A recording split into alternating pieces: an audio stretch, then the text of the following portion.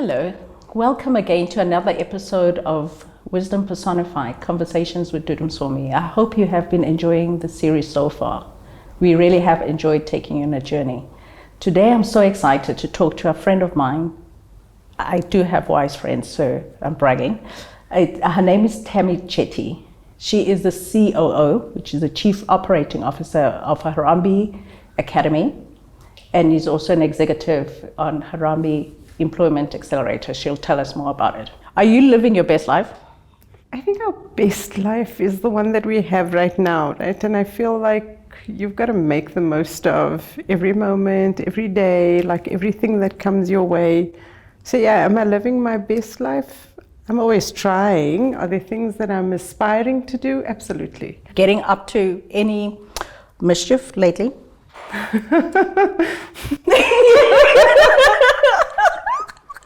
No? What's life without a little mischief? I do enjoy your mischief. It's quite constructive mischief. It's fun mischief. I mean, we've known each other since 2005, but we haven't really spoken much about your upbringing. Can you share a bit about, what was it like? What are your fondest memories growing up? Like many South Africans, it was a difficult situation, I think. Grew up in difficult, I think, financial circumstances. My parents had on and off jobs. My mum didn't really work. Parents had dropped out of school, so they weren't academics or anything like that. And my father was akin to doing business. I don't think that he was a really great businessman, though, but he was a very intelligent man with loads of ideas. I think that he had an idea a minute, but didn't have the know-how of how to operationalize them and make money with them. And then I think that even if he did make money, I don't think he would have known how to keep it, because there were times when he did make some money, very few times, and just never really kept it. So those periods didn't last long. So largely, very basic government education, I guess, and moved around a lot because my father was always pursuing different types of business opportunities, eventually settled on the food industry. Okay. We'll talk about that when we get to my restaurant, I suppose. Yeah, because with that kind of background, what inspired you to be an entrepreneur at some point in your life? That's what you were. Well, I think I was socialized to it. So I think the things that I really admire about my father was like his business acumen around like running an actual business. So from an operations perspective, he was really, really good at like running businesses. So you went into the food industry, chef. Our dinner discussions were about what happened that day in the business every night. I was socialized with this from so it was like a classroom. It was like a classroom. My father was very business orientated. He wasn't really family orientated. He did insist that we all had dinner together though every night. But that was about... It's a great tradition. I think it is a great tradition. And so I learned everything about cooking, spices, and business, and like what worked, what didn't work, what needed to be corrected the next day, what could have been done better, what really went well that they should do more of. So I think that those are like some basic business principles that apply today in business. And I guess that's where some of my entrepreneurial spirit, but also some of my like business leadership came from. And I mean, I know for a while you headed up business banking in one of the big four. And, what was that like? Different, very different to like running a small business, right? I think that the corporate world is something else. It was a huge business, about 2,000 people nationally across the country, about 100,000 business clients, and a massive portfolio. Wow. I think the complexity and the dynamics of that role is quite challenging. I mean, you've got to make a profit because there are shareholders that are interested in a profit. There's a lot of politics that's at play at that level in the organization. And you almost feel like the politics and all of that sometimes outweighs the actual skills that are required for the role. So you need to be able to play political politics. Acumen. Yes, you need some. And you did well. I mean, how come you survived that environment? for that long? I think my focus tends to always be on the actual business. Like, what am I here to do? Focus. I don't have time for this like politics. I mean, you have to play it, I guess, when you're there. But I used to spend my time out in the field with the team that was supporting me, with the teams that I needed to support. And so I focused on, I thought what really matters, the clients and the staff. And that resulted in them making money, I guess. And so I guess I didn't have as much pressure from the top as... Because you were producing? Because I was producing. Well, that's about results. What do you do for fun? I travel. I know. Some of your Facebook postings have always been very interesting. Yeah, I love traveling. So I try and travel 3 to 4 times a year. I go on holiday 3 to 4 times a year. That's very different to like when I had my 20-year banking career. I almost never traveled. I never had the time to. I used to work 18-hour days. I used to work on weekends and stuff like that. And so for the last 8-10 years or so, I've made up for definitely. Well, I think I made some significant life changes. So one of it was leaving banking, which was a first love. I mean, and I think it will remain so. I really enjoyed my banking career. I started right at the bottom. I went all the way to the top, but it required 18-hour work days, and it required working weekends and stuff to get to I think where I got to. And so there was a huge sacrifice I feel like I made in terms of like a balanced life. And I don't believe in the concept of a balanced life anyway. I don't think that it exists. So I made some significant changes. I decided to study more. I decided to spend more time with my family. And I decided to do more fun stuff and do things that I love doing, which is traveling. And so I made a conscious choice that I would travel 3 to 4 times a year on holiday. Not like work-related trips. And so I try to go to different places every time I want to explore the world. Which is your next one? So in December, I'm going to Sri Lanka and Myanmar and Thailand. Nice. Enjoy. Following the sun. Yeah. Okay. What do you think your unique value proposition is? What will we miss if you were not here? I try to live a good life, and I hope that by living a good life and being impactful on others, I hope that makes a difference. But the feedback that I generally get from a lot of people and at all of the organizations that I've worked at has been that I'm very good at growing others and helping others to rise to other levels and be their best selves. And so I think that I can resonate with that, and I feel like that's the legacy that I would like to leave, that like people will miss that about me, that I help people grow. Yeah, and what you're doing now. Definitely. And what I'm doing Harambee, now, absolutely. I feel like that. I mean, it was a big call for me. I felt it like reverberate inside of me that I wanted to help young people and I wanted to work with young people. And so it felt like cutting an umbilical cord when I left banking, but I felt like I didn't want to look back and ask myself one day, you could have, and like, why didn't you, and you should have, and so forth. And so I thought, let me just take the leap, let me go and study, let me find my way into it. And 5 years later now, I've been with Harambee for about 5 years. I'm loving it. It feels like it's an absolute calling. I feel true purpose in the work that I'm doing. I can impact thousands of people, not just the few that I get to engage with directly. That's always an interesting concept, because sometimes we think in order to do good, you need to take away something from your life. And it looks like you're flourishing in your personal life while you're doing something amazing as well. Yeah, absolutely. Yeah. But it's taken me like 20 years to realize that was possible, right? Yeah, because we do focus on the financial benefits and not the others. So the vision you've had for your life, I mean, when you were young, what life did you think you will lead? And are you leading that life now? Thankfully not. So I think that if I think about like when I was younger, I'm not sure that I had a vision for my life. I think that the situation was rather destitute. I think it was, I don't think I had a lot of hope. I don't think that I had ambition. I didn't think that I would amount to much. It's kind of like, you look at previous generations and like where people have come from, you look at your circumstances, and that determines like, what outlook you have on life, I think. So there was a significant moment or shift, I think, in my life that happened when I was about 20 or 21. I think I was in that like hopeless situation of, I'll just get by, do whatever, like, mediocre kind of life. And it's not that I thought about it. It's more that like, this was just my circumstances, and you kind of accept that these are your circumstances. This is kind of your life.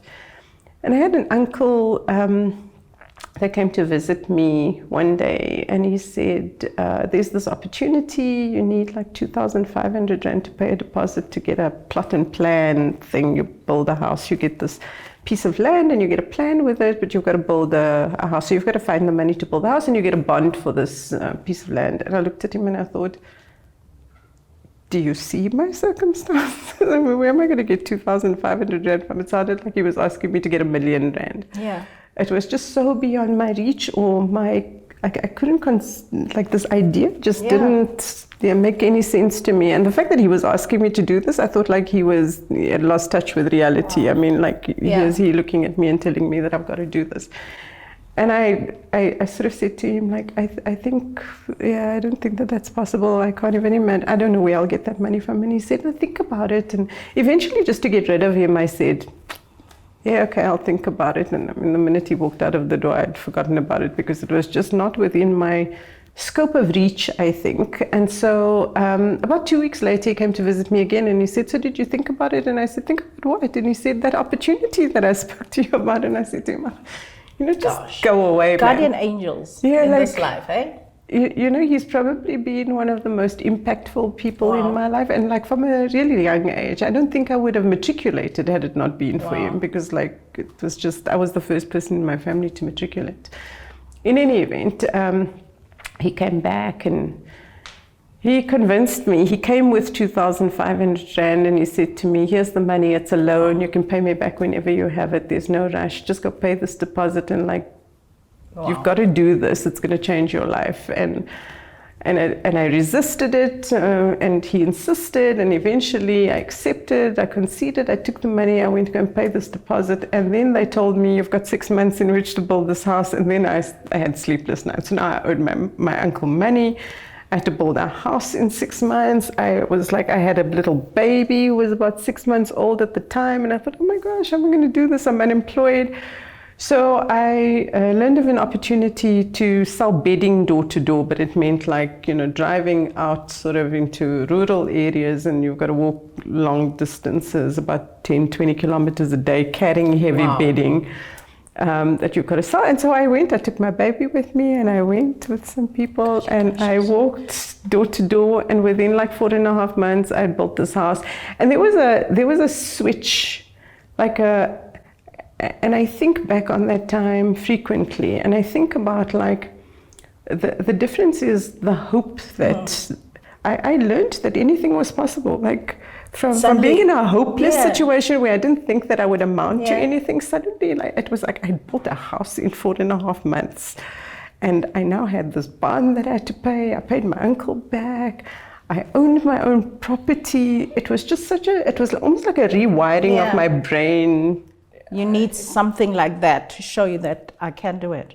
Absolutely. And ever since then, like, I believe anything is possible. I believe, like, even if I don't know how to do it, I'll figure out how to do it. I'll learn how to do it. I have the capacity to do so much more than, like, that's so inspirational. I'm actually touched, because I've known you and I didn't know that.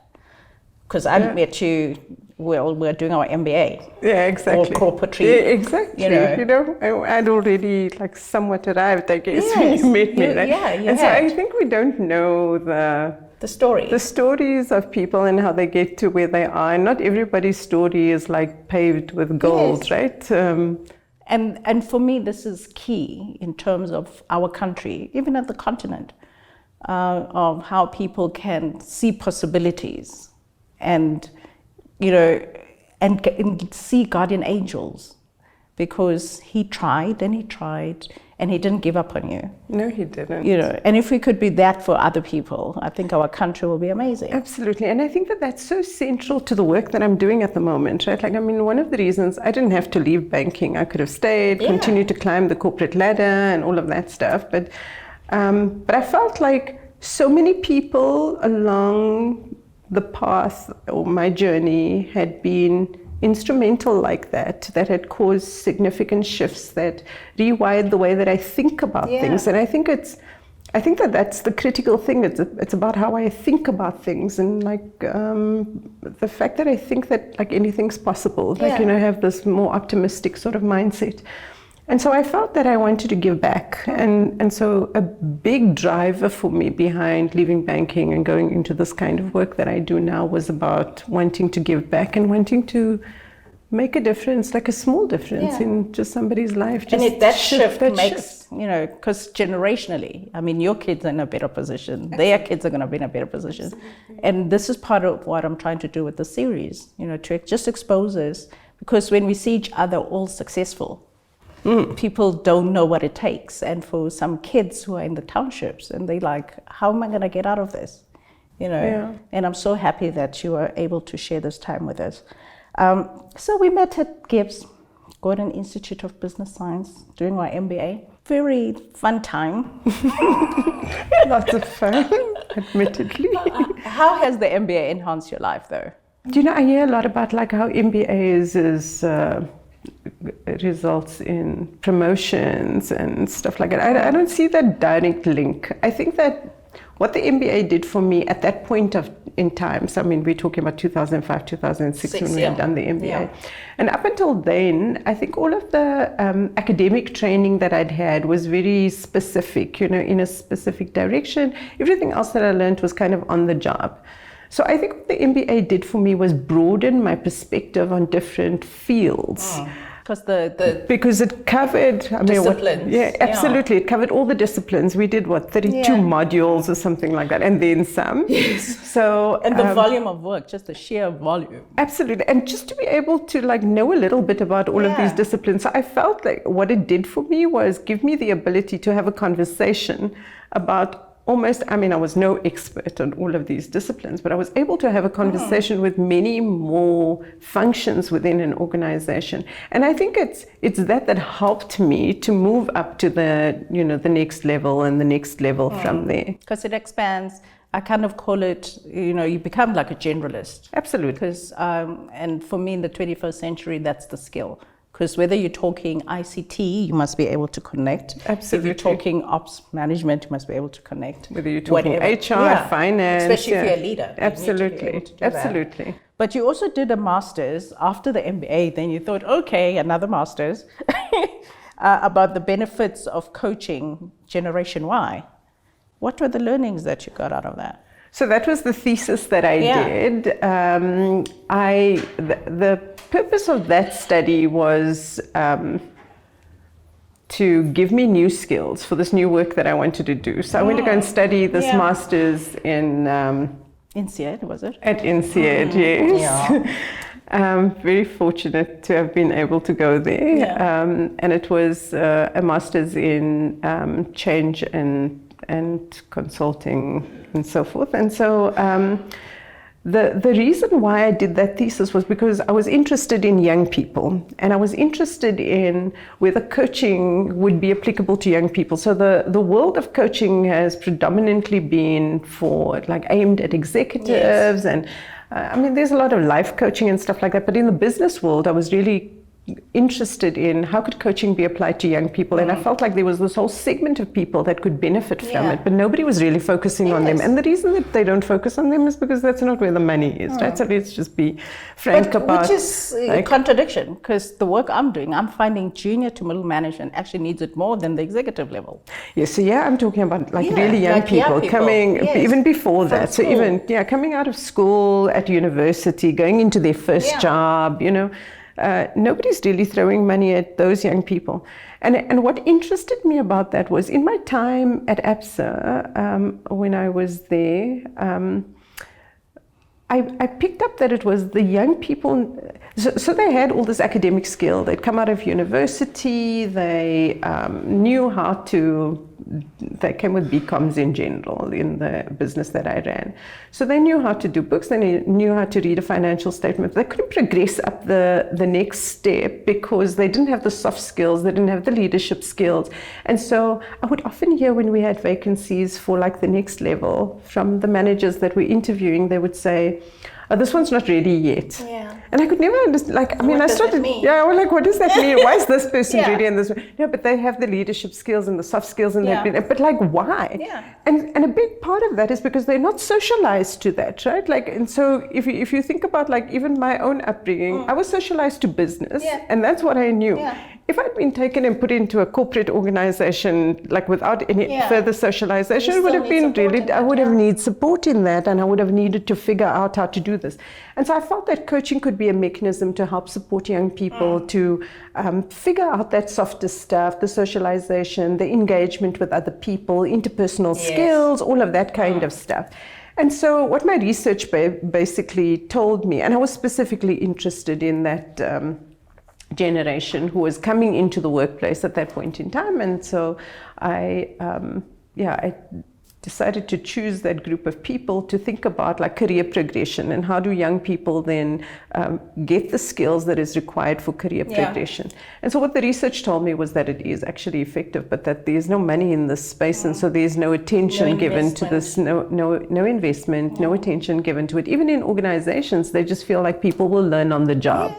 And so but the ones that learn, managers don't actually have the patience for them. So. No, managers don't have the patience for them, and generally young people that come from more sophisticated families have been socialized to do this, and so they end up being first in the queue to get the job. More competent. They look like that, and it's not about that. Everybody's got the potential, right? And I think that we don't focus enough on the potential of young people. We focus on like who's already got the package of skills and who's demonstrating it, who's got the track record, who's got the finesse, the polishing, and you know, that's the stuff that we end up looking at. And I mean, it's. And in a country like ours, we can't really do that. We can't afford to do that. Yeah. That's the thing. We can't afford to do that. With a youth unemployment rate at like 50%, it's just ridiculous.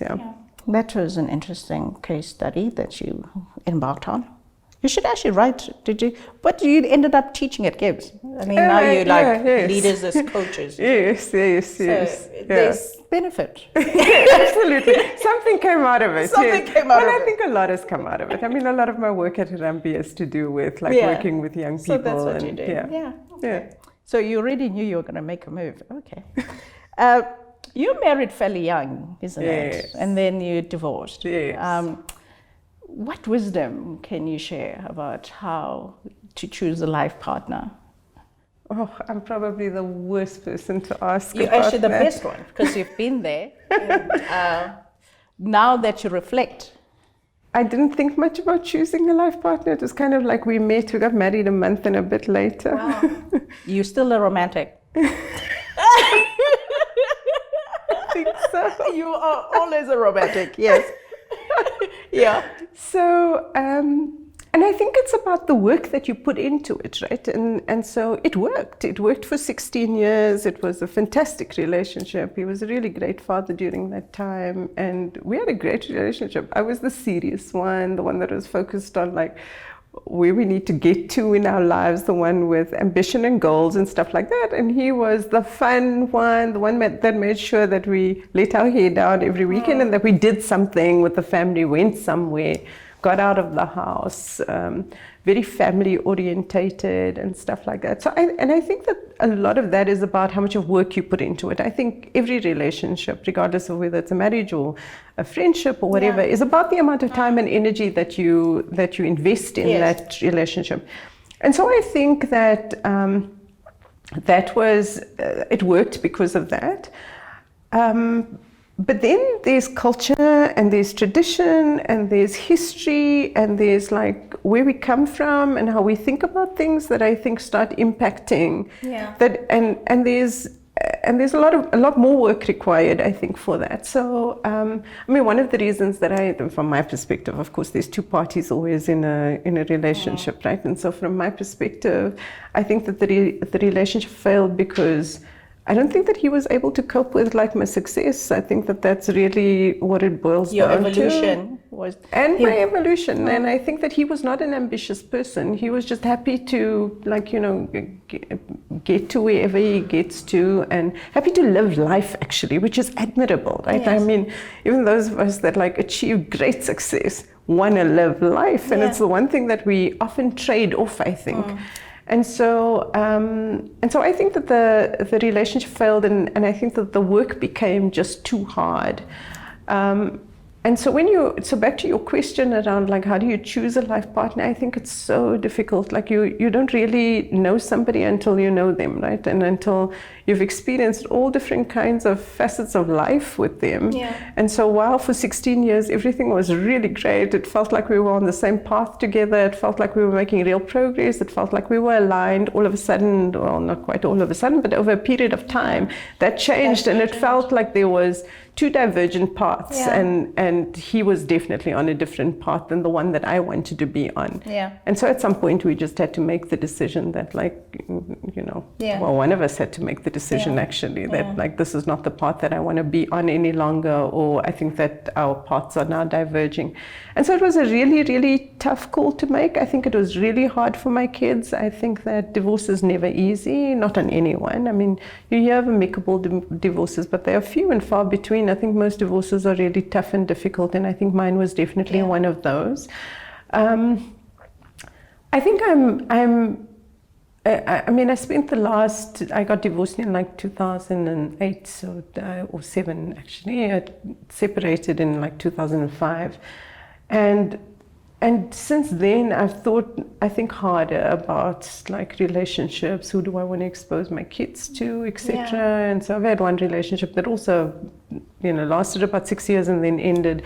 And so it's, there's so much to consider. And I think that like when I was 19 and getting married, I didn't think about any of those things. And maybe that's why I said like I'm probably the wrong person to be asking about that. I think now my life is completely different. I now have a grandchild. I'm a grandmother. You know, my kids are not dependent on me for their daily attention and care. So I think I can make very different decisions about my life. And I think the way that I would think about somebody that I want to share my life with now would be, you know, are we aligned in terms of what we want to do? Can we respect one another for the fact that we may be on divergent paths at times, and then can we come together in a mature and meaningful way and support each other's dreams? Exactly. And I think that those are things that maybe, because that's also without competing and without remorse or regret or jealousy even, you know. So I think that if I choose to have a relationship now, it would have to be about that kind of alignment and that kind of respect and mutual respect actually for one another. Well, that's a lot of wisdom, even though you didn't think so. But I must say, you're one of the very few people. I mean, I know people don't really know this, that I'm a hermit. So it's very rare in my life that I actually accept an invitation. I've shared a room with you when we traveled for a global elective in the US. I've gone to your home overnight, things that I don't usually do. And we've had like really touching conversation. And the one insight you gave me is how the Indian community is not homogenous. Because people kind of look at, you know, I wasn't aware about the spirit of the Cape Coloureds or even Cape Indians versus Durban Indians or Joburg Indians. It was amazing. I mean, what insights can you share in terms of us with our history of race and how we tend to box each other and stereotype each other? Because it has helped me, especially in how I look at people and appreciating diversity, that I cannot just look at you as your race and assume this is the experience I'm going to have. I think that that's exactly it, right? I think that far too many of us wear lenses that are colored by what we visually are seeing. And so even when we look at black people, like everybody's different. I can't look at you and like say that you're representative of all black people in South Africa, because that's not true. Your upbringing is different, your socialization has been different, your financial situation is different, who you're engaging with is different. And so even though you may come from a certain grouping or ethnic grouping of black people, you may not be representative of that group. And so I guess the same applies to like Indian people, which was that conversation that we had. Like I'm not the same as like somebody that comes from Durban merely because I come from Cape Town. And then too, even amongst Indian people, I guess like there are also like, you know, classism exists, right? Like whether we want to believe that it does or it doesn't, it absolutely exists. I was reading a research paper the other day that indicated that classism plays out in language when people are being interviewed, and interviewers are more likely to take somebody who speaks better language, and consequently somebody from a higher class would speak linguistically, linguistically, articulation, clarity, tone, etc. would be much better than somebody else. And so even though you may have higher education levels, because of your ability to converse with somebody else in a specific language, you're considered for the position. You're more likely to be considered for the position than somebody else with higher qualifications. And they say that that happens in the first few minutes of an interview.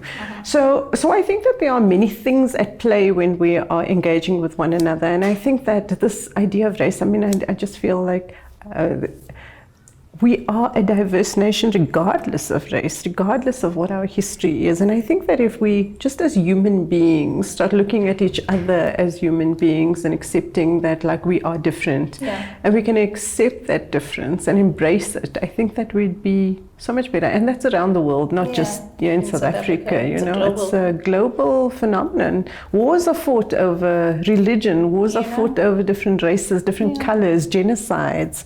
I mean, like, I think these things are, I feel like if each person can just become more conscious and more conscientious of how they react and relate to everybody else, we'd have a better world, right? But that's not... We can only strive. We can only strive for that. So I feel like if everybody has that aspiration, I feel like we'd have a better world. What book would you recommend? So there's a book that I read a while ago.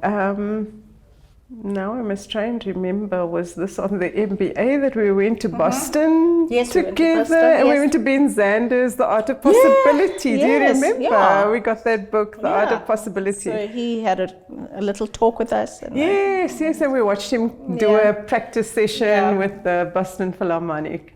Yes, I've reread that book several times over, and I think that book has been really impactful for me. So it's the name of the book is The Art of Possibility by Ben Zander, and he's the conductor of the Boston Philharmonic. And I think that why that book was impactful was partly because we were there, we saw what he does in action, like physically, and then he writes about it in the book. And so it was so easy to sort of visualize what he was talking about. And that book has been impactful for me in helping me to learn how to grow people and how to bring the best out of them. And I read that like way back then, right? And it still has resonance. In 2006, and it still has resonance. And I feel like there's so much from that book that like is still applicable today in developing people. Wow.